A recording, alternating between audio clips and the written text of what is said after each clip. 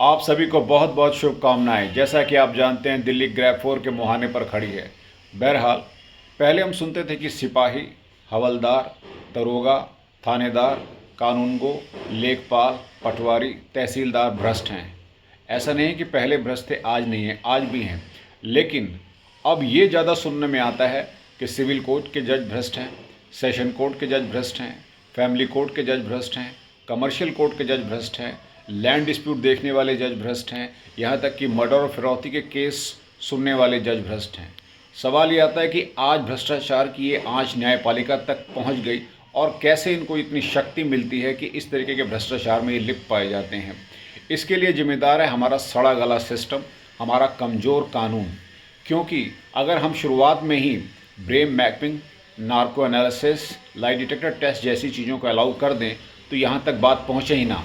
आपको याद होगा, Selvin versus State of Karnataka का एक जजमेंट आया था सुप्रीम कोर्ट के जज थे के.जी. बालाकृष्णन, जिन्होंने इस जजमेंट को पास किया था और कहा था कि brain mapping, narco analysis, lie detector test ये अनकॉन्स्टिट्यूशनल है, आर्टिकल 20 और 21 का वायोलेशन है।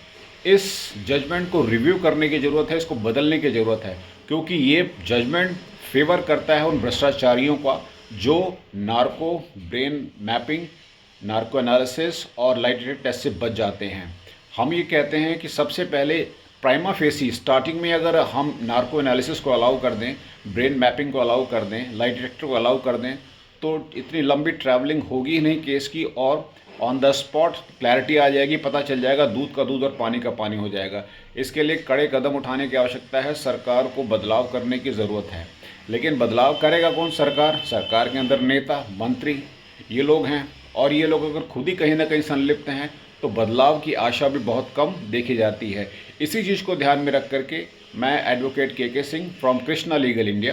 कृष्णा लीगल इंडिया एक ऐसी ऑर्गेनाइजेशन है जो justice with in a year के लिए आवाज़ उठाती है और बार बार ये कहती है कि अगर हम भ्रष्टाचार को कम करेंगे वो तभी संभव है जब हम जस्टिस विद इन ईयर की बात करेंगे। Thank you.